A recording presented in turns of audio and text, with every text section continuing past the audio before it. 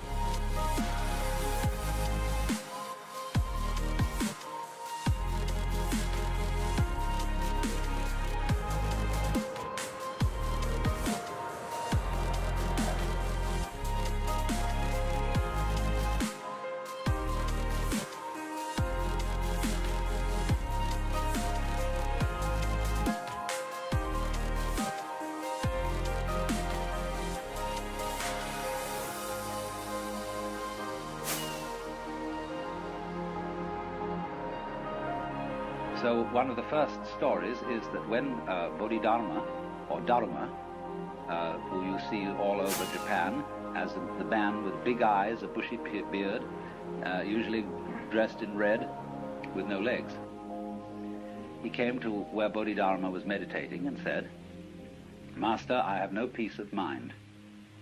Please pacify my mind. Because he didn't even get in for a long time to ask the question, because Bodhidharma refused to see anybody. Finally, when he cut off his left arm as a token of his sincerity and presented it to the master, Bodhidharma said, you know, all right, what do you want? Well, he said, I have no peace of mind. So Bodhidharma said to this man, whose name was Eka, bring out your mind here before me, I'll pacify it. And Eka said, when I look for my mind, I can't find it. Bodhidharma said, there, it's pacified. Now somehow this answered Eka's question.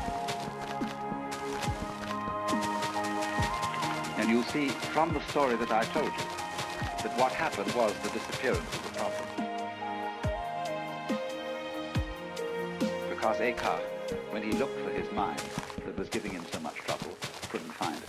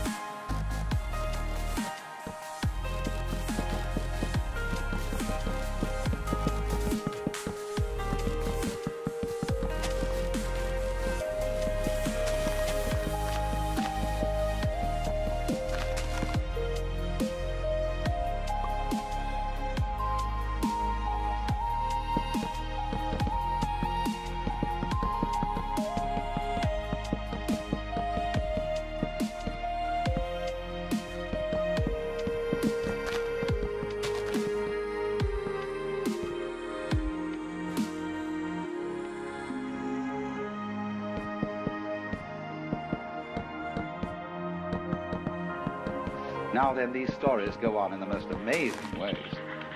And I might retail a few, although some of them may be familiar to you. I'll try and choose ones that are probably less familiar.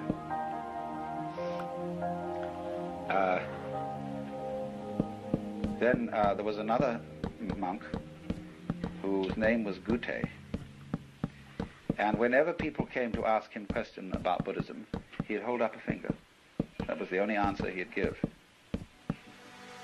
Well, he had an attendant. And one day, somebody came to the temple to inquire about the teaching being given there, and the master was apparently out, and his attendant was there. So the investigator said, "What is your teaching here?" And the attendant held up a finger. Anyway, but actually the master had been there. He was peeking from behind a screen. And so he came out to this boy and said, "What's the fundamental teaching of Buddhism?" The boy held up a finger. Instantly the master drew a knife and cut it off. And the boy was very dismayed and rushed away yelling. So the master said, "Hey, come back." He came back. He said, "What's the fundamental principle of Buddhism?" And he went to hold up the finger and it wasn't there. And he was enlightened.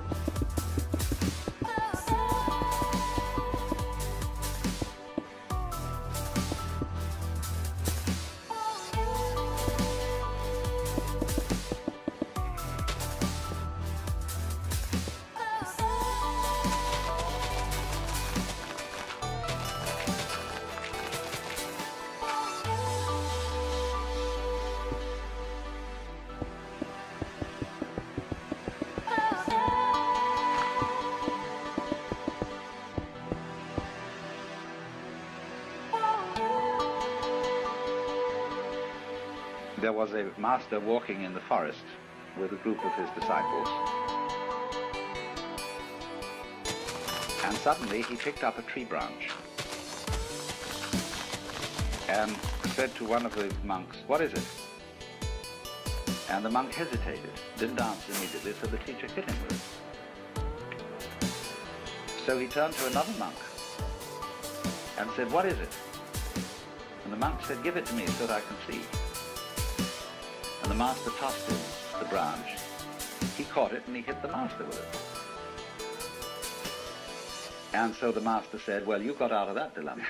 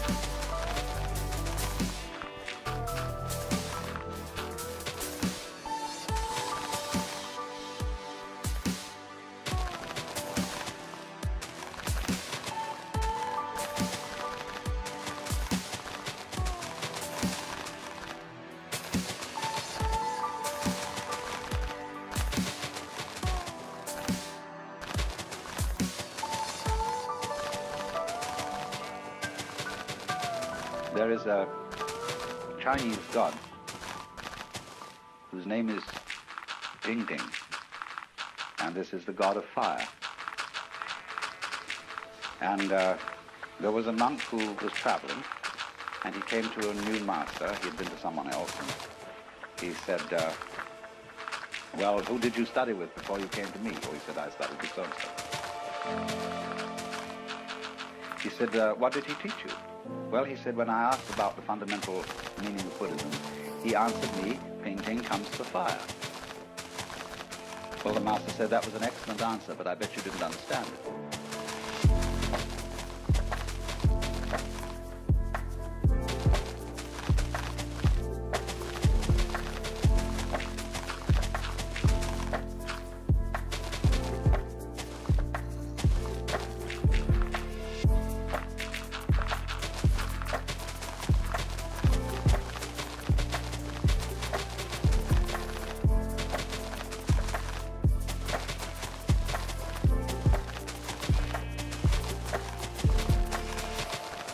Oh yes, he said, I understood it, because Ping Ting is the god of fire.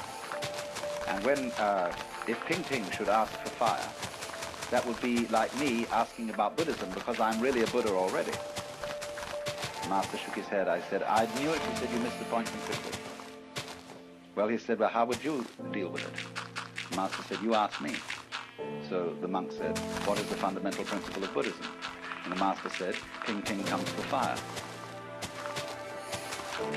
And the monk got the point.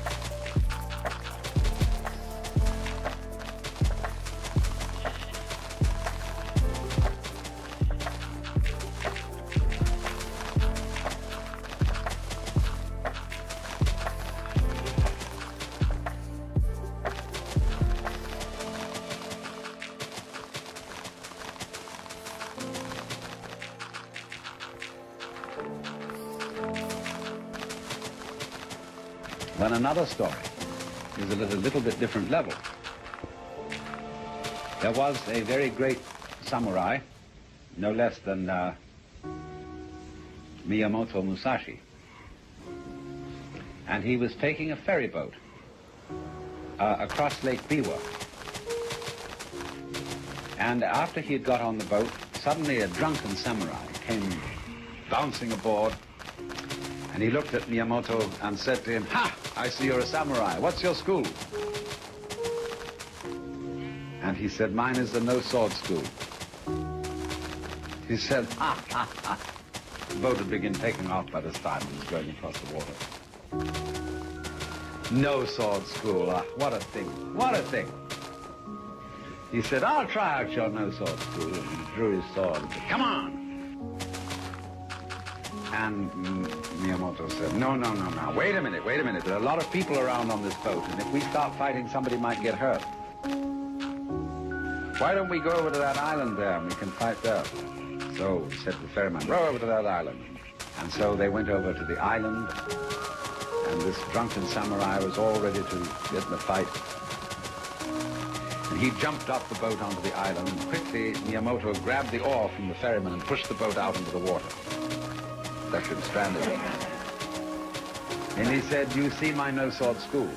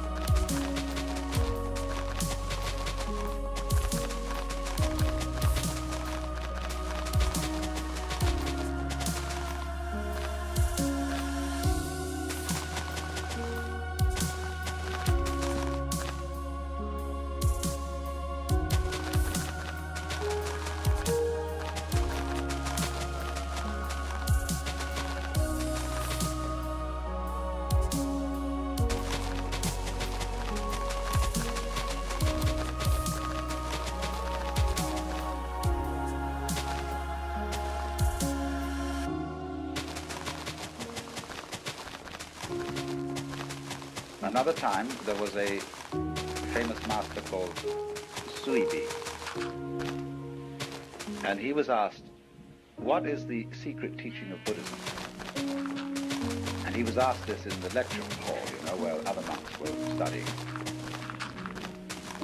And he said, wait till there's no one around and I'll tell you. So later in the day, the monk accosted him and said, there's nobody around now. What is the secret teaching of Buddhism? So he went into the garden of this monk, and he pointed at the bamboos. And the monk said, I don't understand. He said, what a tall one that is. What a short one that is. And this awakened the monk.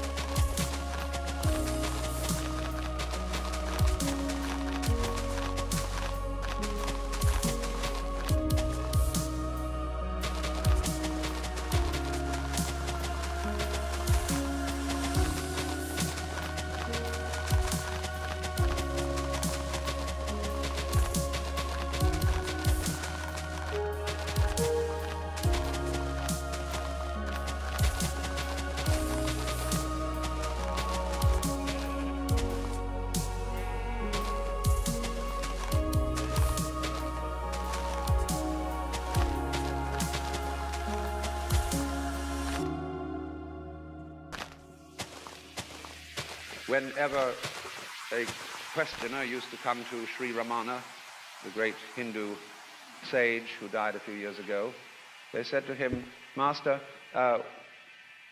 was I living before in a previous incarnation? And if so, who was I? And he would say, who is asking the question? Who are you?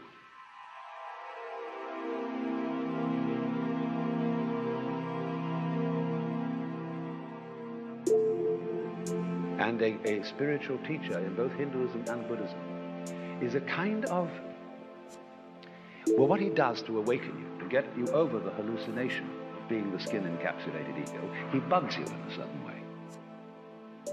He has a funny look in his eye, as if to say, come off it, Shiva, I know what you're doing.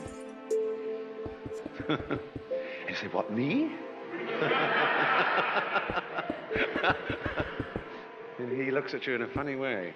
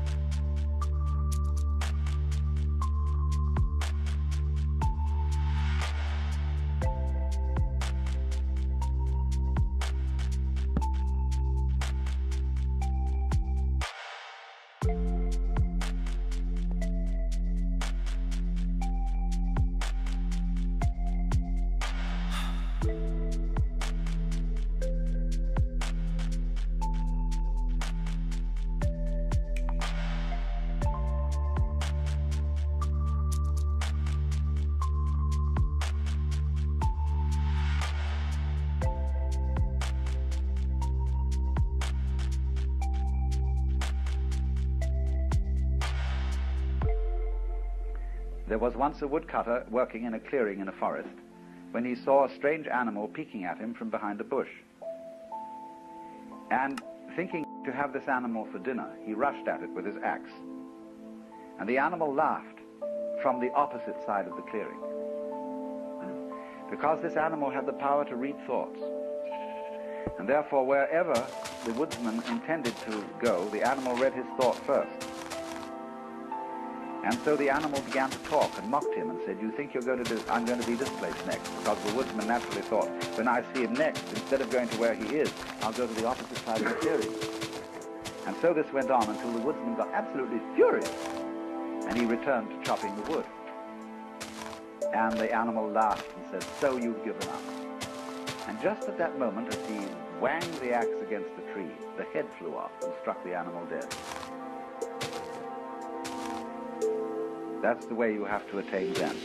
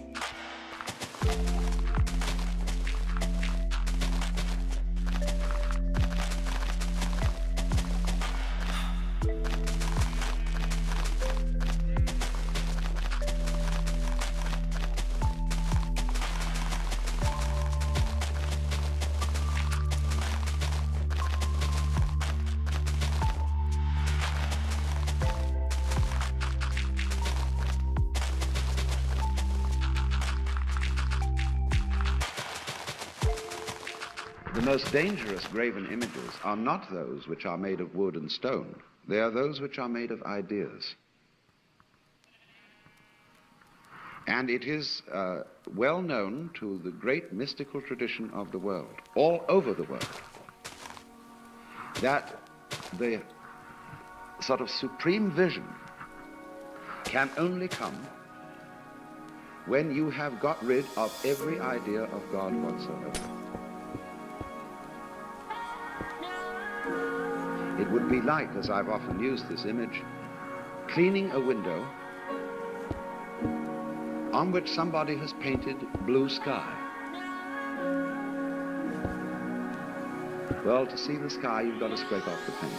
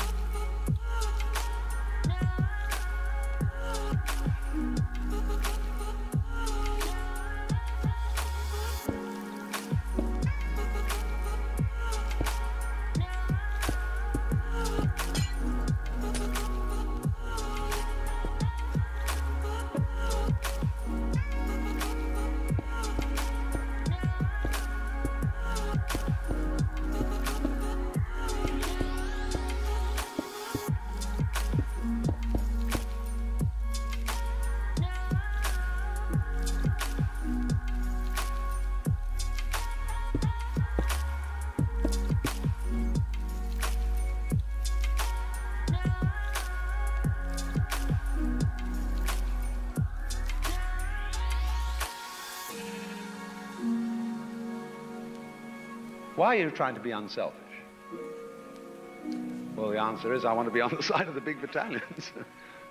I think it's going to pay better to be unselfish than to be selfish. Well, Luther saw that. But there it is. Because what he's done, you see, he's beginning to make you see the unreality, the hallucinatory quality of a separate self. This has merely conventional reality in the same sense as lines of latitude and longitude, the measurements of the clock. That's why one of the meanings of Maya, illusion, is measurement. Things, for example, are measurements. They are units of thought, like inches are units of measurement. There are no things in physical nature. how many things is a thing? It's any number you want. Because a thing is a think, a unit of thought. As much of reality as you can catch hold of in one idea.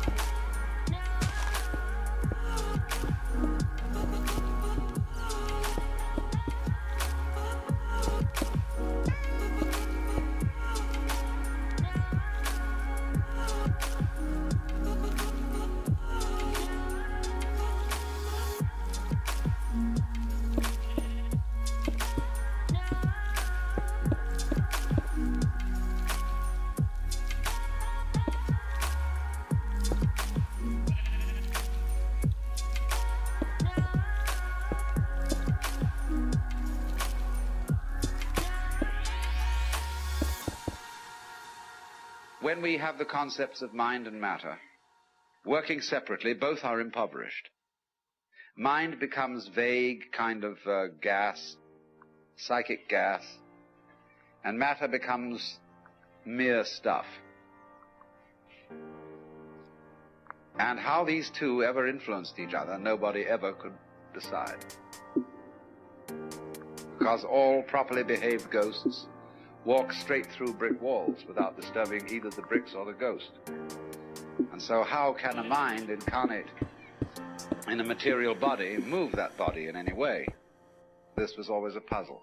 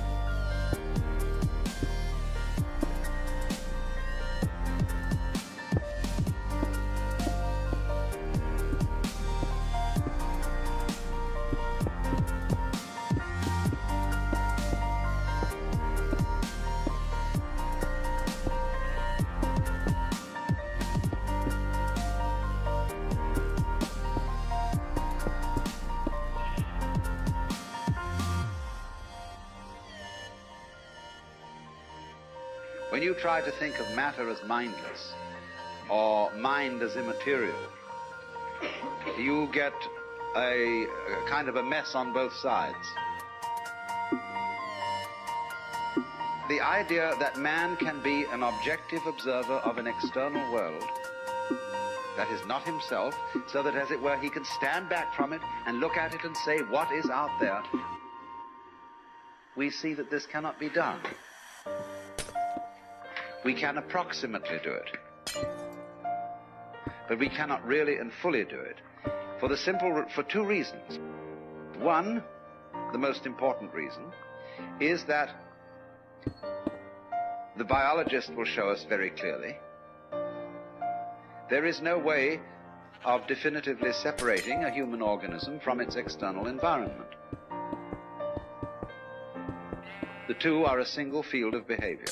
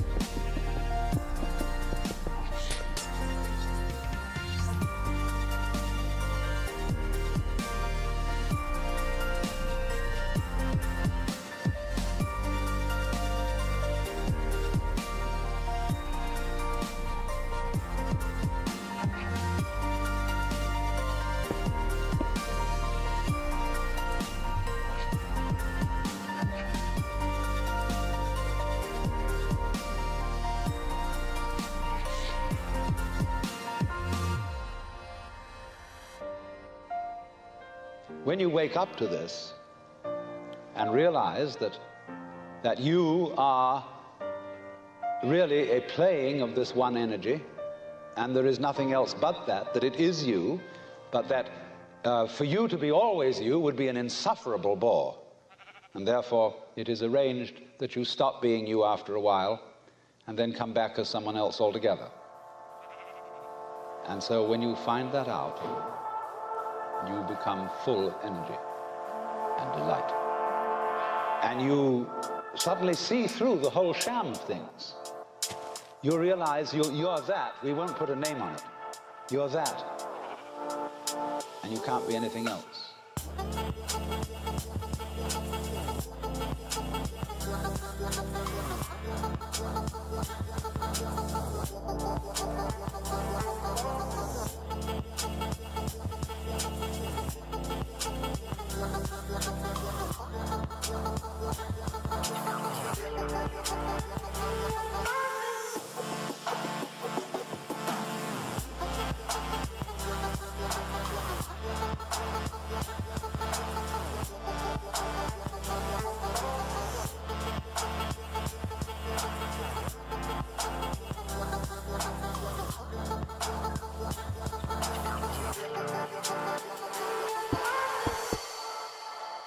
But what an opportunity in this whole ferment going on to get them to see this other point of view and realize that when you get rid of God, all you are doing is you're destroying an idol. And all idols must be destroyed respectfully. Not like those wretched Puritans who went around destroying all the saints' figures in the stained glass in medieval churches. That was disrespectful iconoclasm.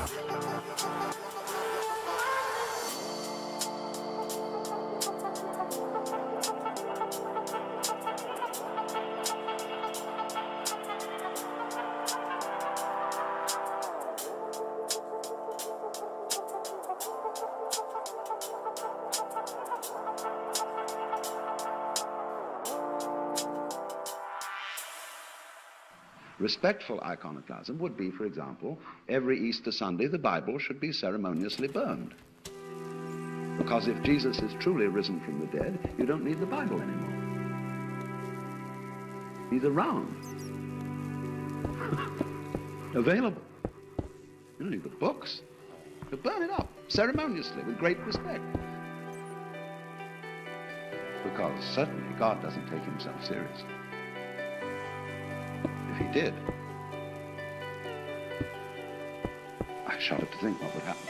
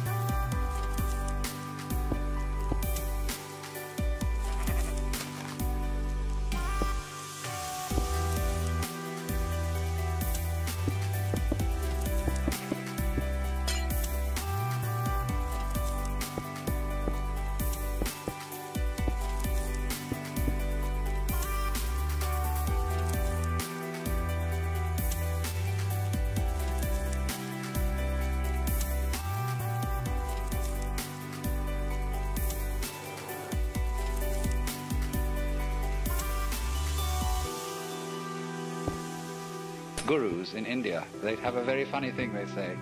People, Westerners, go over and they meet this man who's supposed to be extremely holy. And they're all agog, you know. And then after spending a few days with him, they begin to wonder. They find he smokes cigarettes. They find that he occasionally loses his temper. And they begin to think, well, is this man so holy after all? I mean, he surely should not be dependent on these little habits and luxuries and so on. And then they find he has a girlfriend. And then they leave because they're so scandalized. Well, then the Hindus say, now you shouldn't get so upset about this, because if this man didn't have a few little vices, he would cease to manifest. He would simply disappear. And he has to have these things to keep him grounded, to keep him in the world.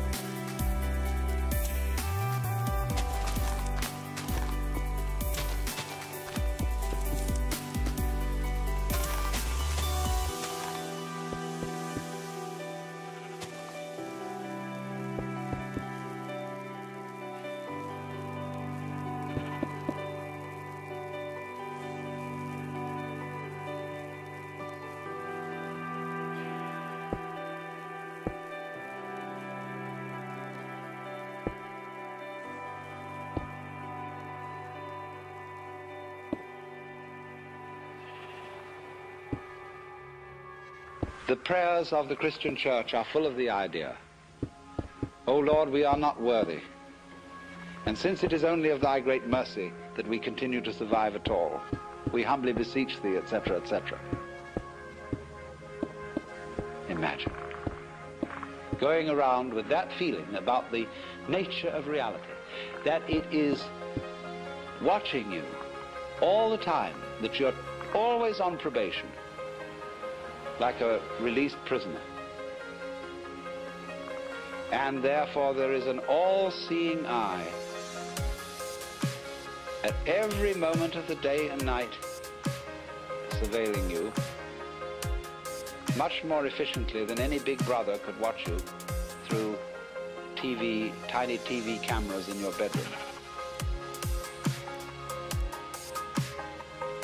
I know a friend of mine who is a devout Catholic, and in her toilet, but she is different, she has a sense of humor.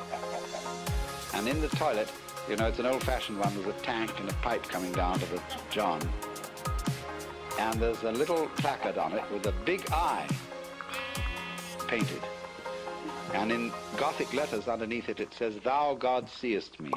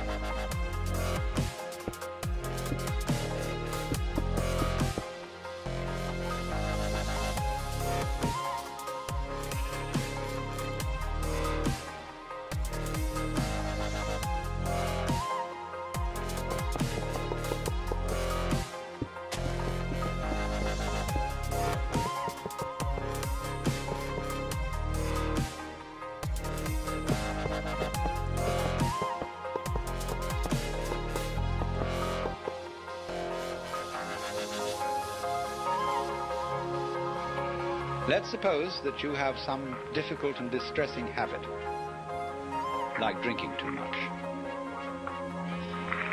And you're assured that once you've become the victim of this habit, it's an extraordinarily difficult thing to get rid of it, and it requires intense willpower. And so that kills you right off. You're a dead duck from then on. It's as if you had said to the devil one morning, "Look, I'm going to get rid of you. I'm not going to have anything to do with you anymore." So the devil, who is an archangel and is terribly clever, is all set for you. And because he knows that you are getting out of his way, he surrounds you with greater temptations than you ever imagined. If you are going to outwit the devil, it's terribly important that you don't give him any advance notice.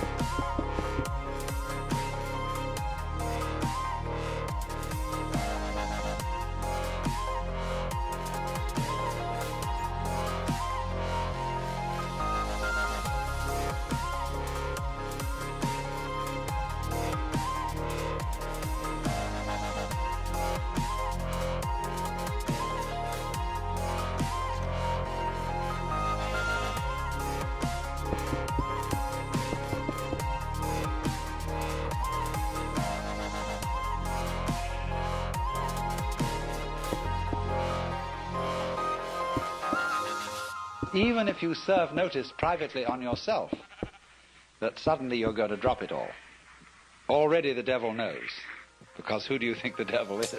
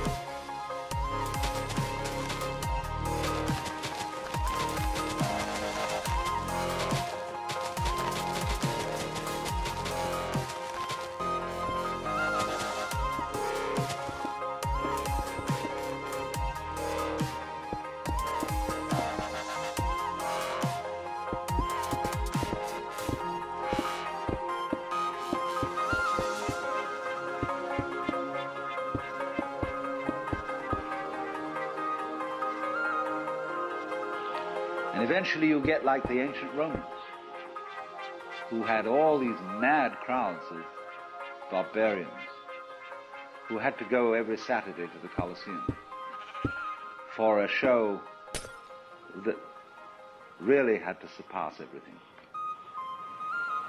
Because they had public baths, they had prostitutes, they had every kind of luxury. But when they went to see one of the big shows that people like Nero put on, they would have, for example, floats circling the Colosseum, all full of slave girls from distant parts of the Mediterranean, garlanded with flowers and waving at the crowd and going innocently around. And the next minute they would release wild lions into the arena to eat up all the slave girls. They got a big sadistic kick out of that. Because you see, pursuing pleasure beyond a certain place takes you into what the Buddhists call the Naraka world, that is to say, the hells.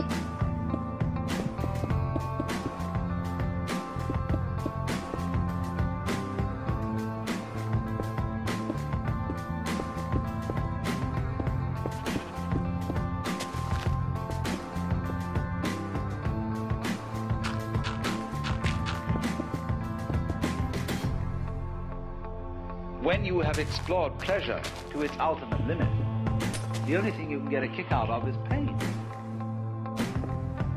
So naturally, you descend from the Deva world at the top of the wheel to the Naraka world at the bottom.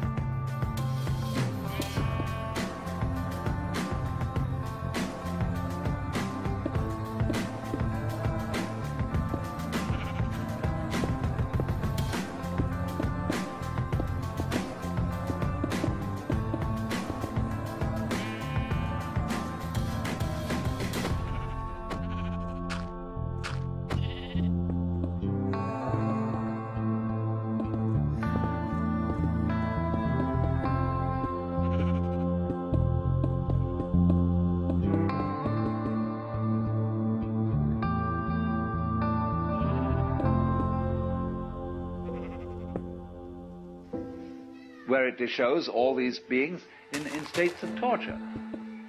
Now, of course, the priests say, when they're bringing up children, if you do bad things, you will end up in the hell world. But this is a very inadequate way of showing how one gets to the hell world. You get to the hell world as a result of not knowing what you want. As a result of thoughtless pursuit of pleasure, which ends you eventually in the pursuit of pain. So when you're in the hell world, that's where you want to be.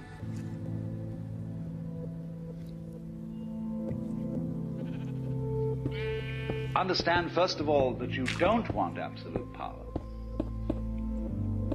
You don't want absolute control. You want, yes, some control.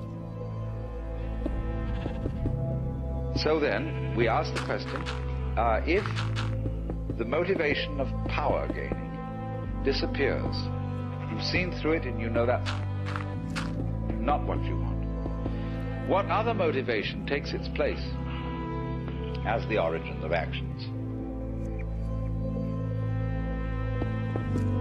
And it seems to me that the answer here is compassion.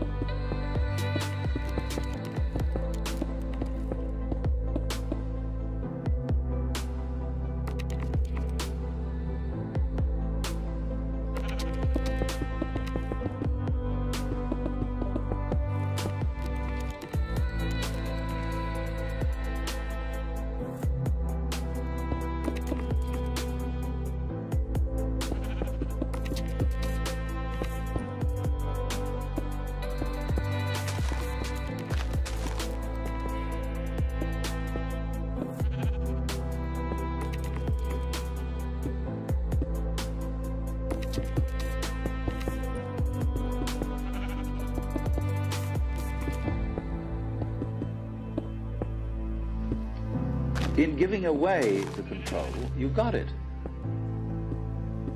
You got the kind of control you wanted. That's to say, where you had a loving relationship to the world, but you didn't have to make up your mind what it should do. You let it decide. The more, therefore, you relinquish power, trust others,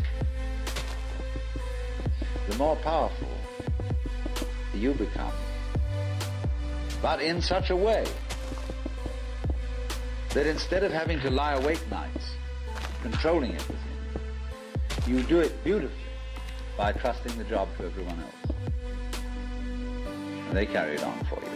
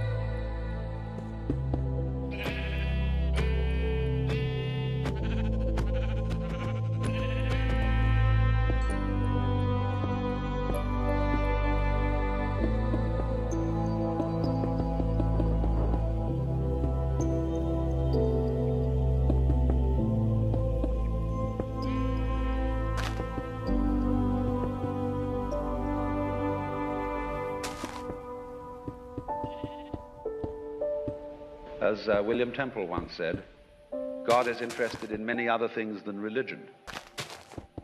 Were God only interested in religion, the world would consist of nothing but church buildings and Bibles and clergymen. And that would be pretty boring. So,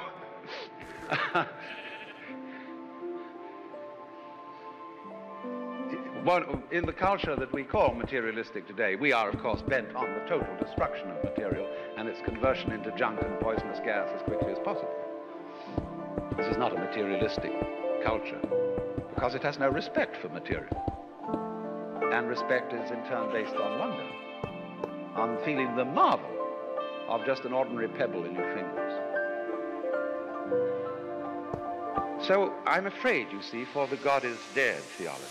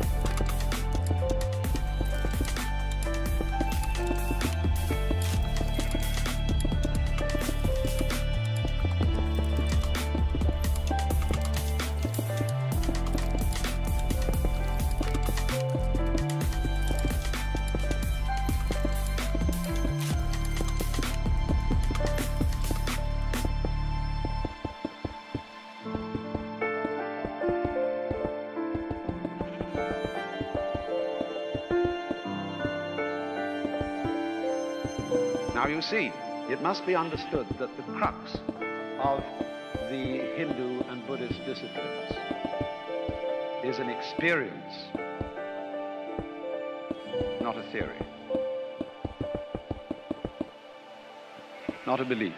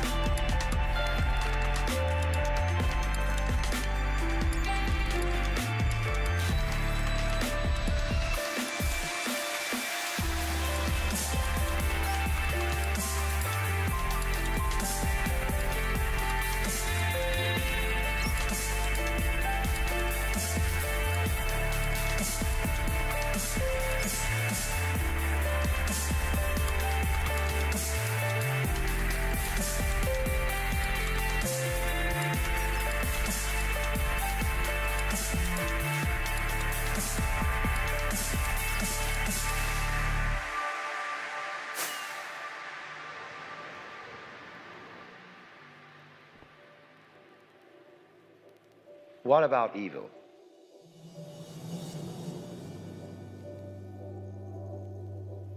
Are we to make the ground of being responsible for evil? And we don't want to do that because we want to keep God's skirts clean. In spite of the fact that our own Hebrew Bible says, I am the Lord, there is none else. I form the light and create darkness. I make peace and create evil. I, the Lord, do all these things.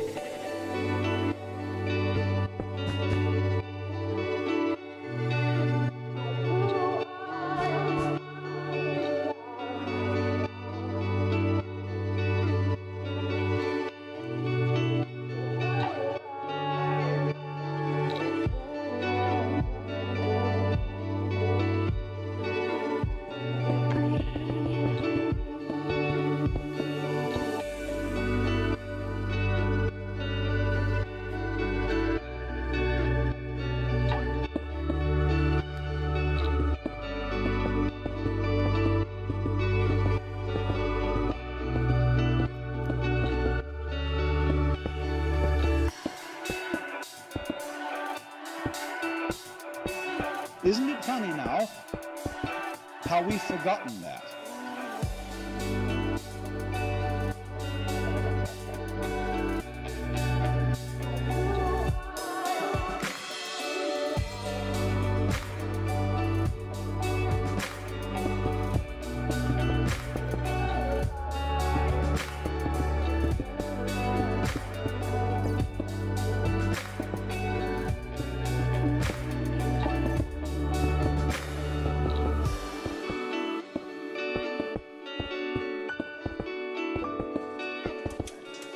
It's in here. In here. That's the beauty of music. They can't get that for you. Haven't you ever felt that way about music? You need it so you don't forget. Forget that there are places in the world that are made out of stone. There's something inside. Who is it that sits at the left hand of God? We know who sits at the right hand. It's hushed up, because that's the side where the district attorney sits. And in the book of Job, of course, you know, Satan is the district attorney at the court of heaven. He's the prosecutor. He's a faithful servant of the court. Because you see, the whole problem is, it would be very bad indeed if God were the author of evil and we were his victims.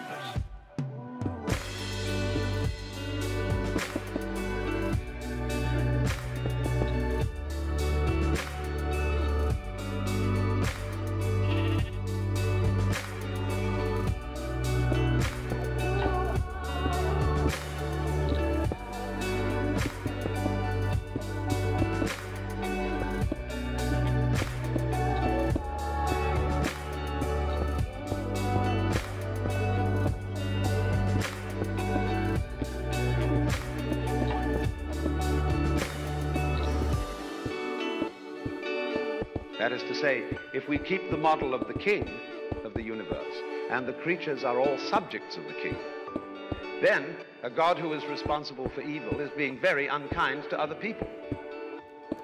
But in this theory, God is not another person. There are no victims of God. He's never anything but his own victim. You are responsible. And if you want to stay in the state of illusion, stay in it. But you can always wake up.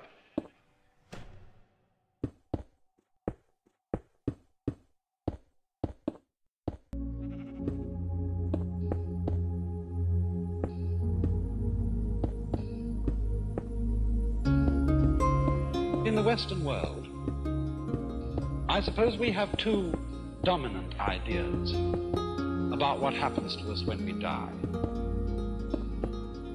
There's the old-fashioned idea that after we die, we go to another world.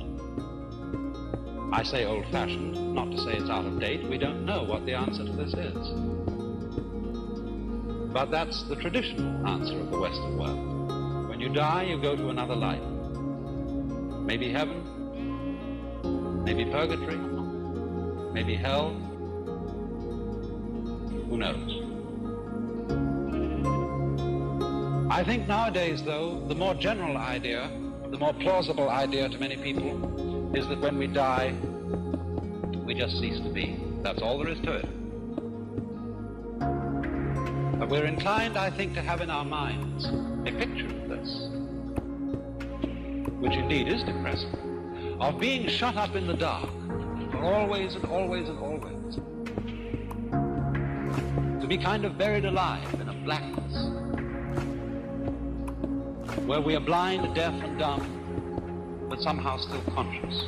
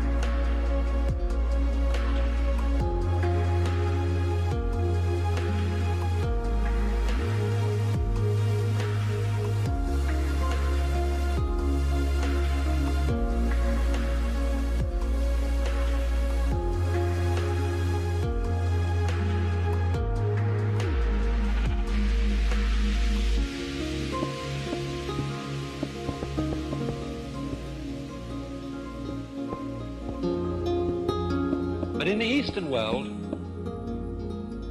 there are different ideas of this. Think of it in this way. Supposing I make two statements. Statement one: after I die, I shall be reborn again as a baby,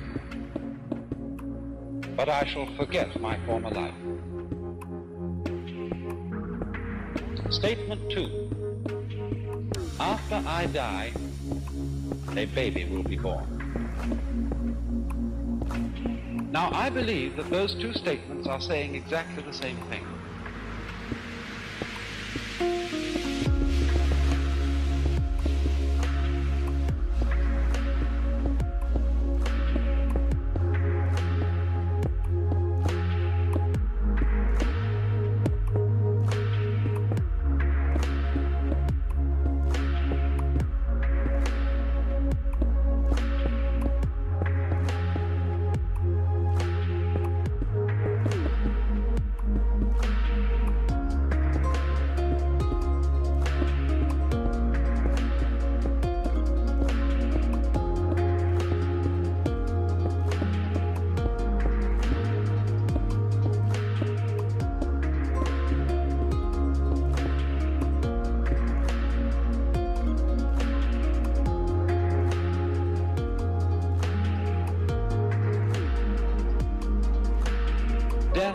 Is not the end of consciousness.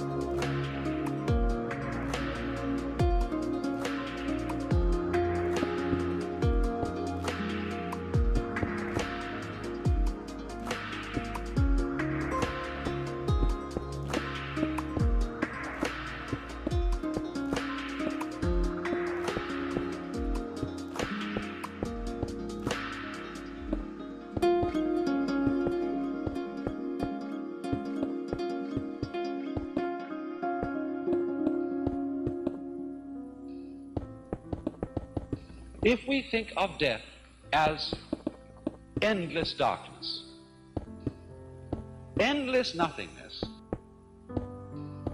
is not only inconceivable, but it's logically absolutely meaningless. Because we aren't able to have any idea, much less sensation of nothing, unless it can be compared with a sensation of something.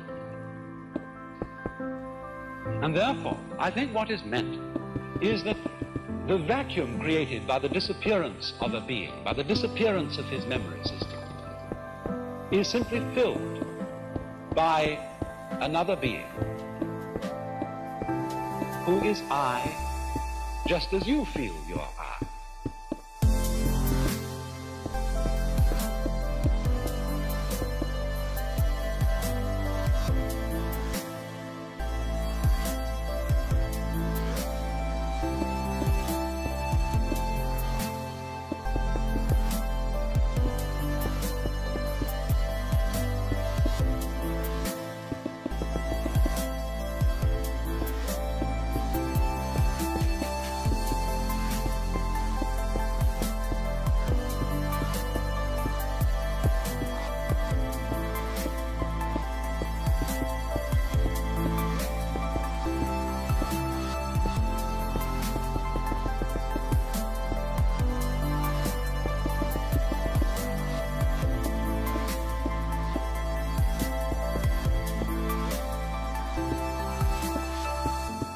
funny thing, though, about being I is that you can only experience this I sensation in the singular.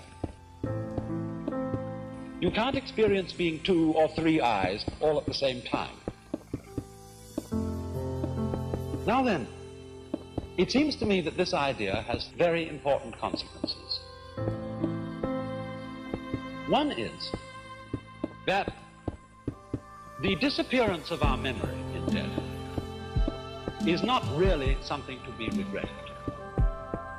Of course, everybody wishes to hold forever to the memories and to the people and the situations that he particularly loves.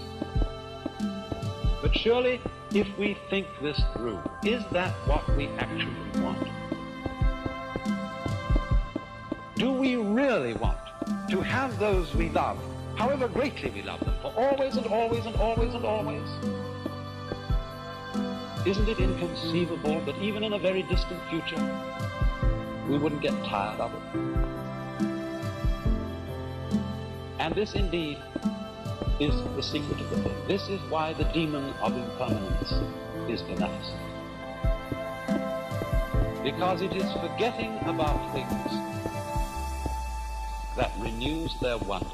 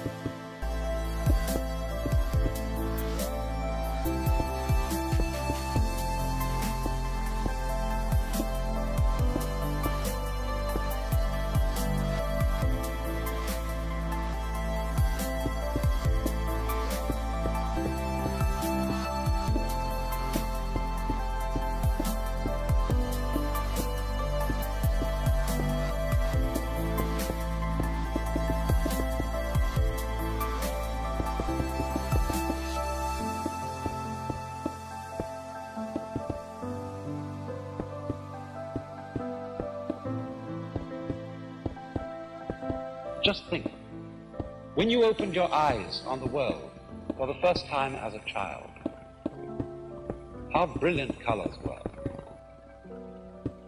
What a jewel the sun was. What marvels the stars. How incredibly alive the trees were. That's all because they were new to your eyes. Or in the same way, you know how it is, you've been reading a mystery story.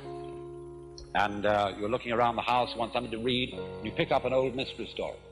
If you read it years and years ago and you've forgotten all about the plot, it still excites you. But if you remember the plot, it doesn't excite you.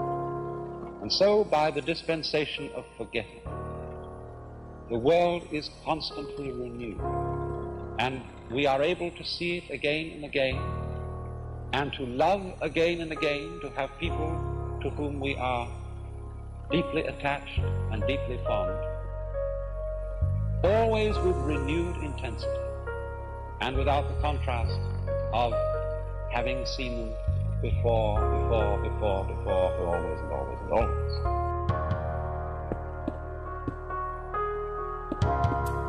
Another consequence of this is a very curious realization to me. Who would I be if my mother had married someone else?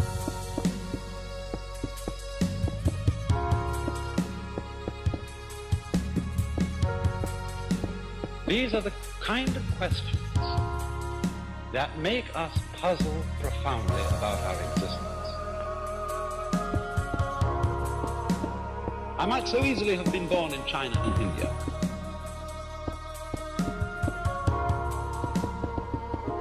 Why do I feel that the world is centered in this place, as distinct from some other place?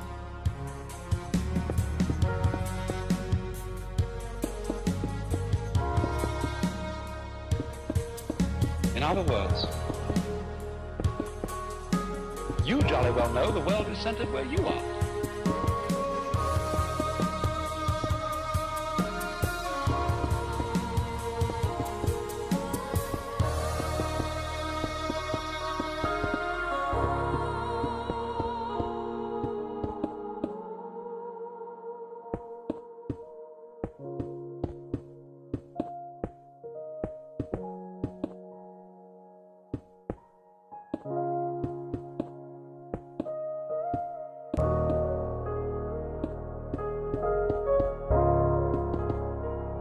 there is consciousness anywhere, that is I. You then, in a way, look out through all eyes, and that perhaps is the secret of the great virtue of compassion.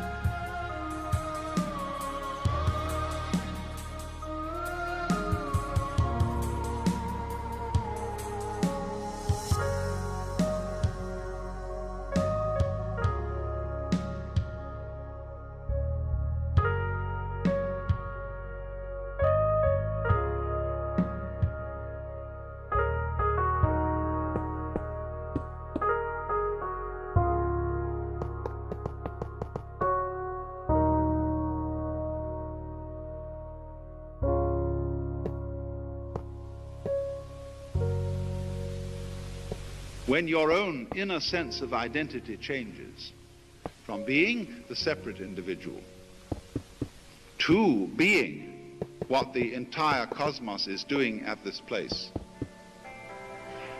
you become not a puppet, but more truly and more expressively an individual than ever.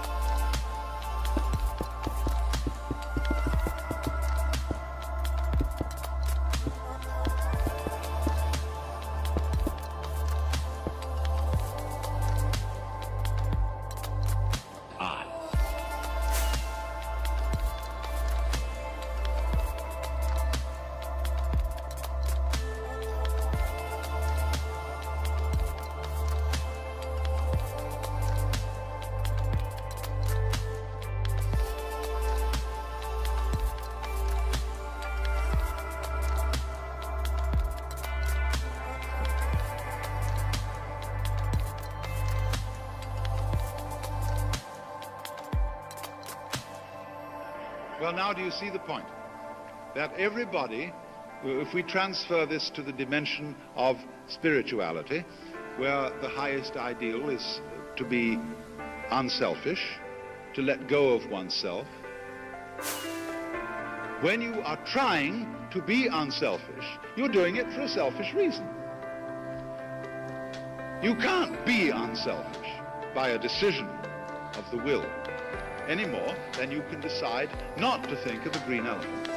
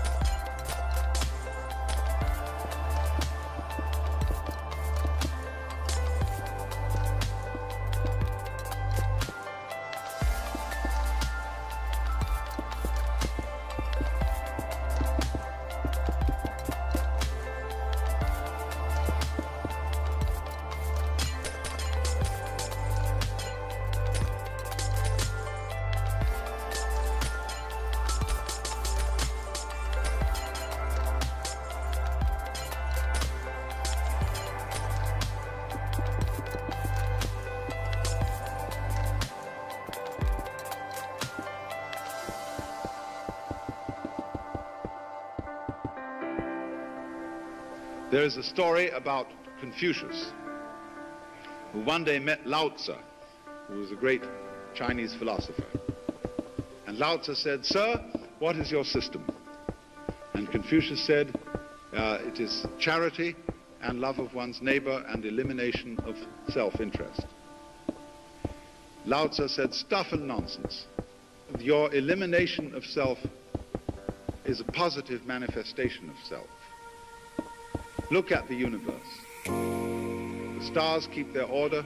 The trees and plants grow upwards without exception. The waters flow.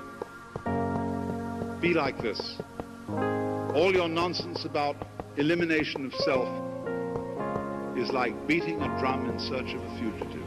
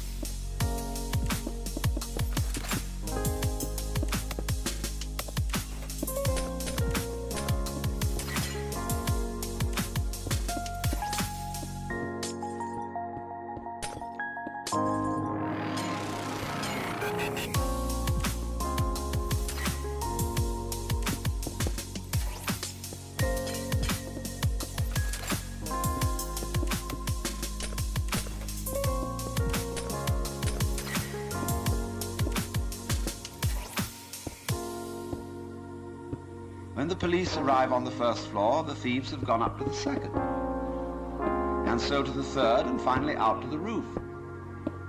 And so when the ego is about to be unmasked, it immediately identifies with the higher self. It goes up a level.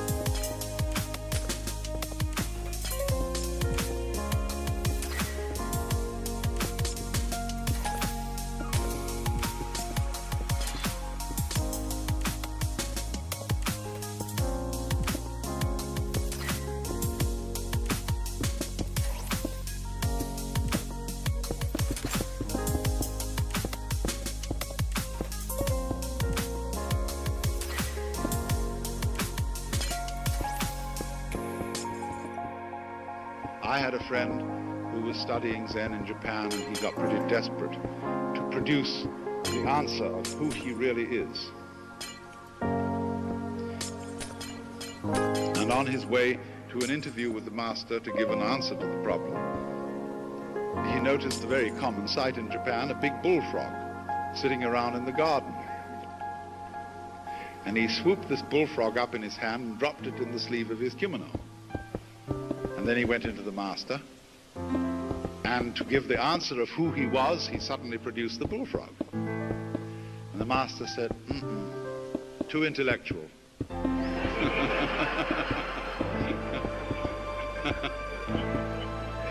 In other words, this answer is too contrived. It's too much like Zen. You've been reading too many books. It's not the genuine thing.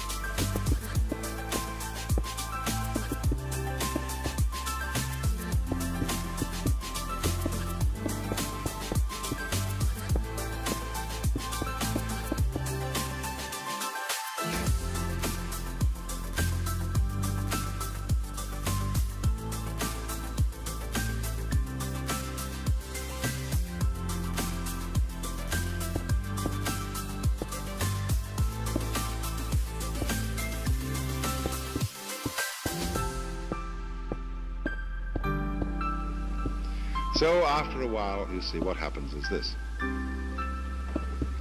The student finds that there is absolutely no way of being his true self.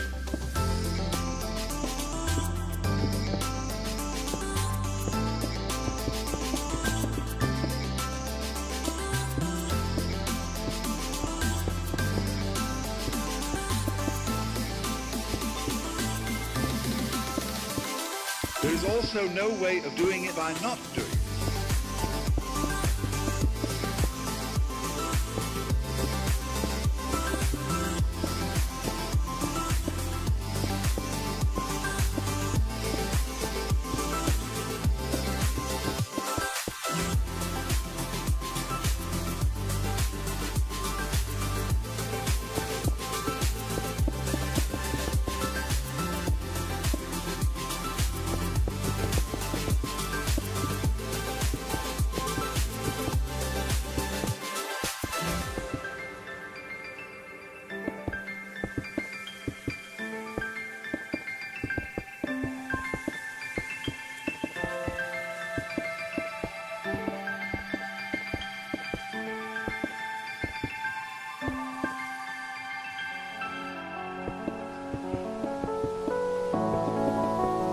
Let me, to make this clearer, put it into Christian terms.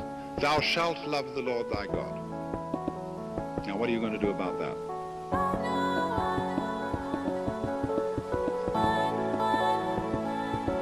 If you try very hard to love God and you ask yourself, why am I doing this? You find out you're doing it because you want to be on the side of the big battalions.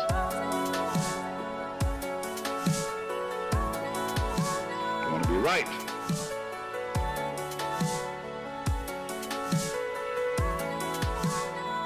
After all, the Lord is the master of the universe, isn't he? If you don't love him, you're going to be in a pretty sad state.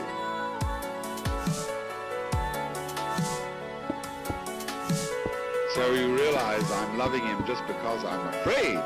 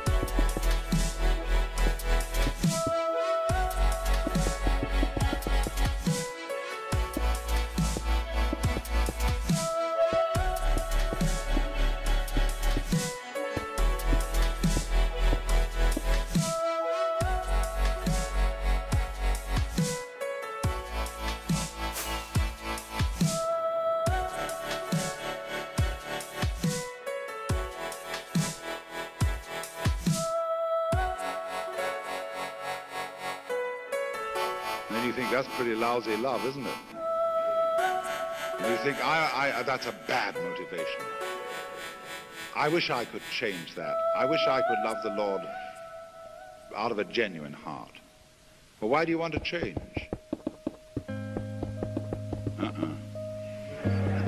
See, I realize that the reason I want to have a different kind of motive is that I've got the same motive. So I say, oh, heaven's sakes, God, I'm a mess, and will you help me out? Then he reminds you, why are you doing that? Now you're just giving up, aren't you? You're asking someone else to take over your problem. So you suddenly find, you see, you're stuck.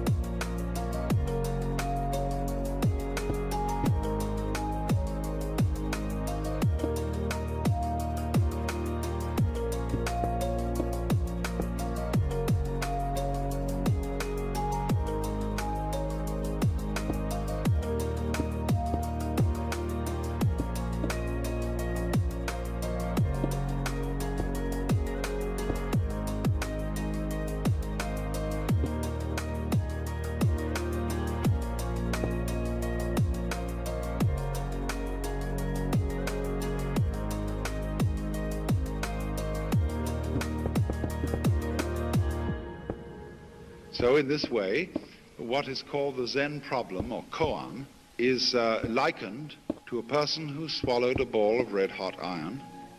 He can't gulp it down and he can't spit it out. And so nothing can happen. Absolutely no answer to this problem. No way out. Now what does that mean?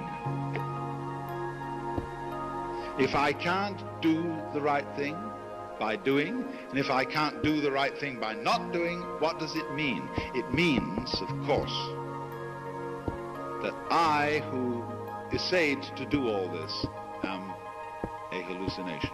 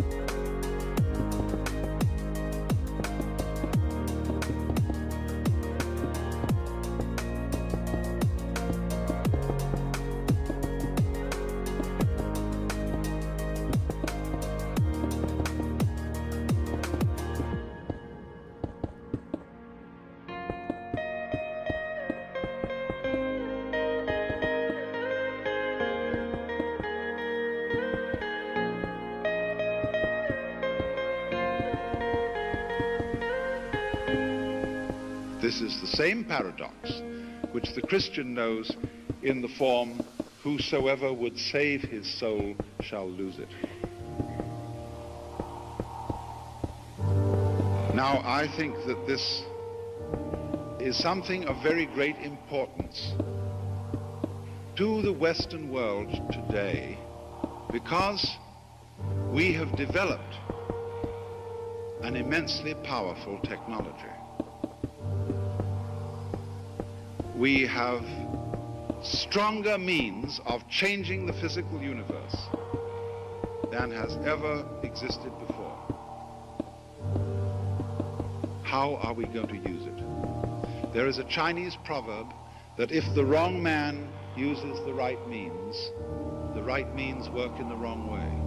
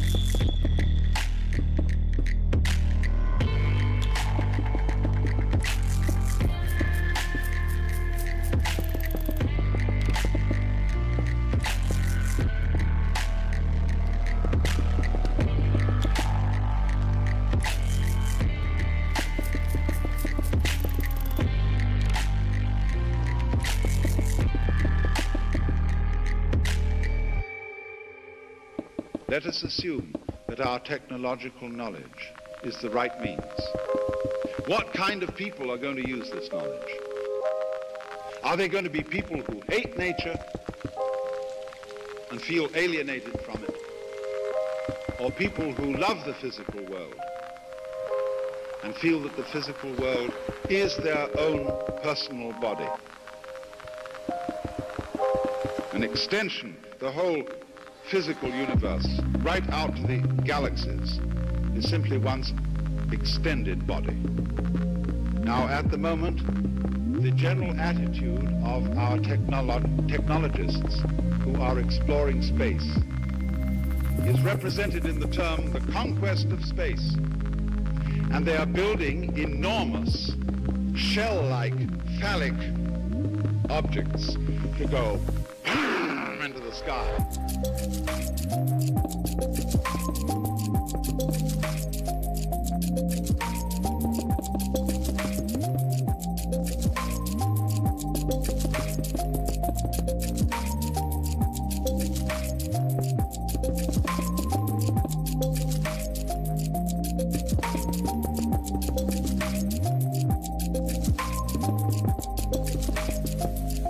And this is downright ridiculous.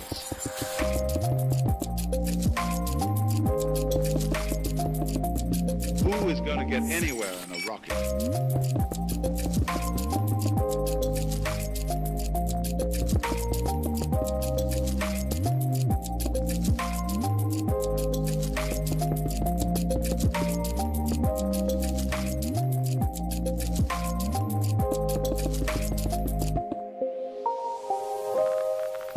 You know, it takes a terrible long time even to get to the moon. And it's going to take longer than anybody can live to get outside the solar system, just to begin with. The proper way to study space is not with rockets, but with radio astronomy. Instead of going bang, you know, with a tough fist at the sky, become more sensitive.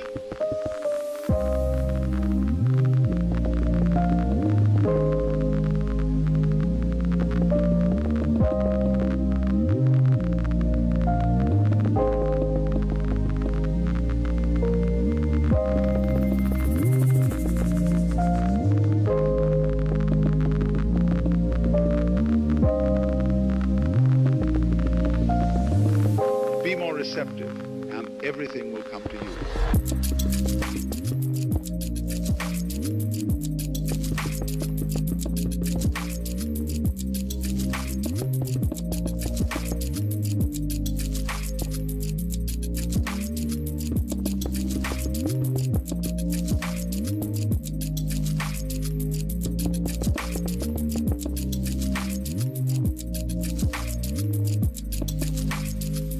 Develop subtler senses.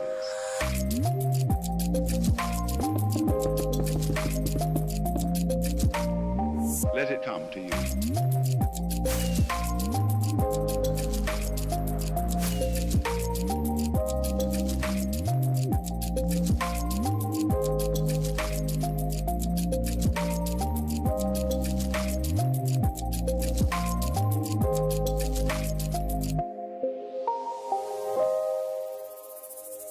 If you want to think that human beings are the only sensible beings in the universe, then you make a great contrast between man and nature, and you classify nature as being perfectly stupid and automatic, whereas all intelligence resides in man. And therefore, boys, you've got to roll up your sleeves and fight this system and make it accord with the human will. Well, all you've said by saying that is, I'm a tough kind of a guy. It's really what it comes down to. And I'm not pushed over by woolly ideas. On the other hand, if you can look at it from a completely opposite point of view, and you say, well, this whole world is an enormous intelligence. It's a great conscious being, and I'm one of its operations. And really, then I've said the other end of the stick. I've put everything up.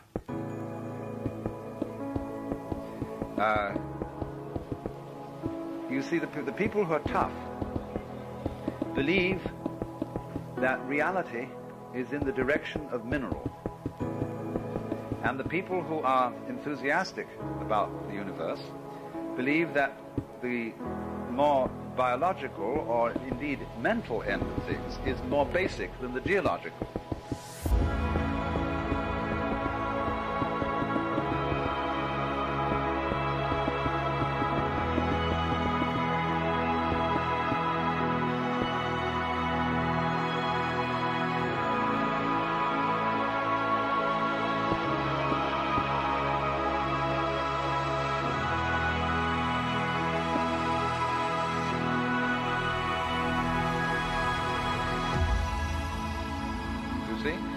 Geology down here and say that's the fundamental thing and everything else is grown up on it.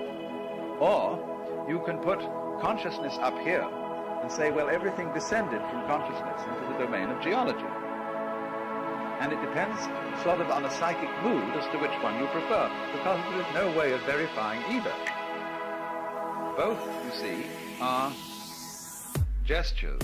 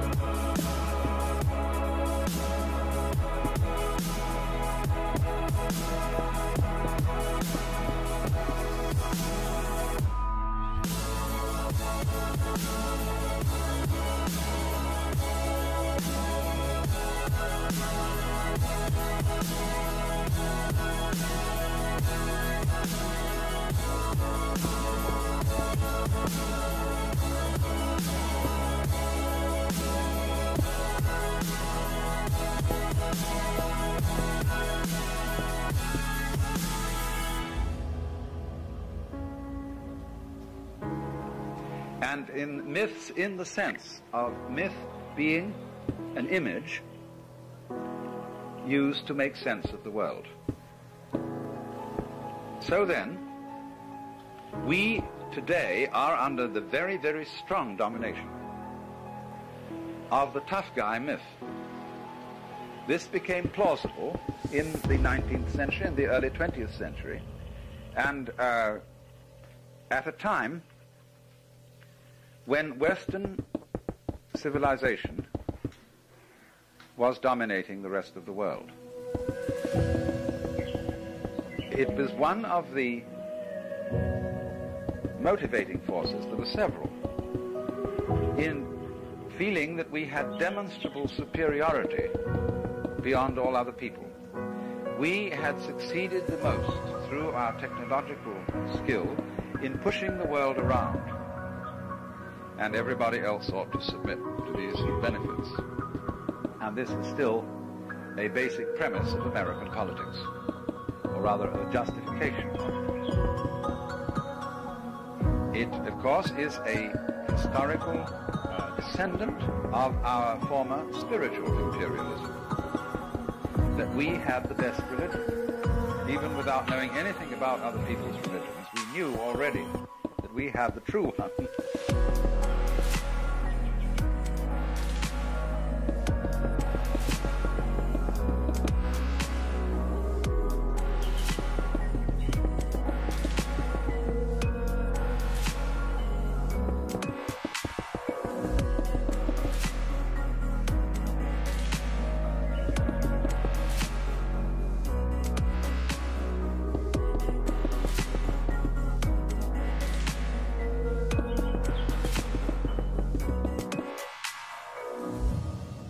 I had the most amusing discussion some time ago with a Jehovah's Witness, and he said, don't you think if there were a God, and he really loved and was concerned for the human race, that he would provide us with an infallible textbook in which we would be able to find out the truth and know what was right and wrong? Implying, of course, that the Bible was this book. I said, oh dear me, no. A God who loved the human race would never ruin their minds with any such document. Because, after all, if you have a document which tells you what to do, you don't need to use your intelligence.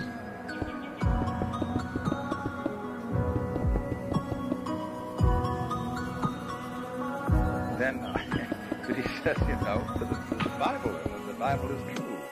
I said, that's your opinion. He said, my opinion?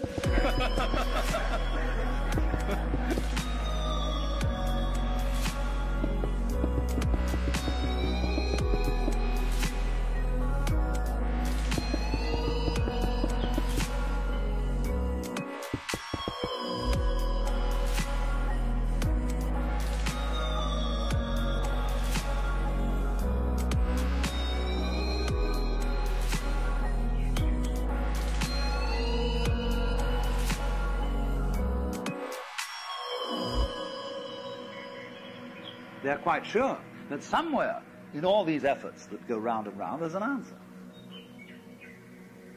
And the problem which is requiring an answer is, of course, can I defeat the universe?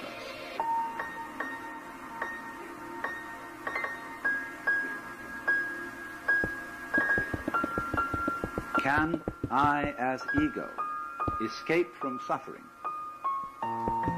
Can I somehow or other beat the game and not have to take black along with white and darkness along with light? So when he has been involved in disciplines and attempts, all of which are designed to bring this nonsense goal about, he discovers empirically that it can't be done.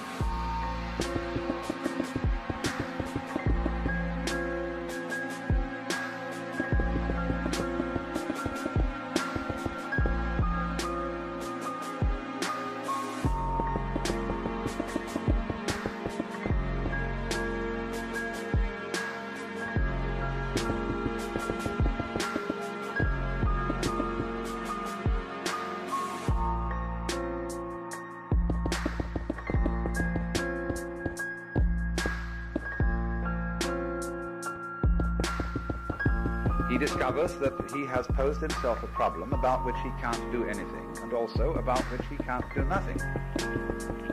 And he arrives at total frustration. And so he asks, what is the meaning of this? What does it mean that I have got into this state? Well, obviously, it dawns at last that the meaning was he was asking the wrong question.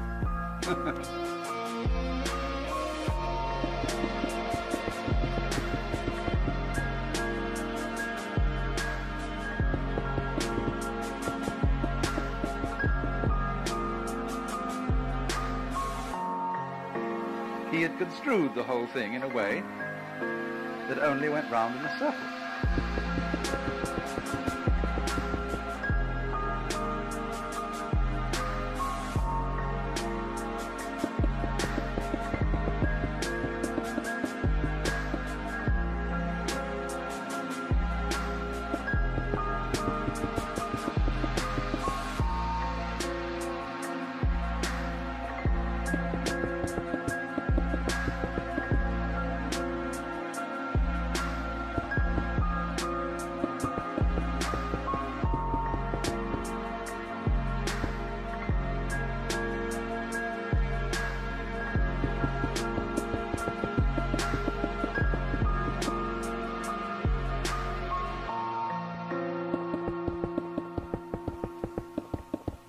So in the same way, when we look at the history of philosophy, and moreover at the history of civilizations expressing various philosophical and religious myths, we see again the circle. That they are all, as it were, in a prison. The prison being the human situation. We are all organisms of a certain kind, and anything that we do will bear our style. There's no way out of that. Even if you describe nature as red in tooth and claw and utterly careless of man, that's a human poetic way of thinking about things. I'm sure tigers don't think of themselves as red in tooth and claw. They probably think they're very genteel pussycats.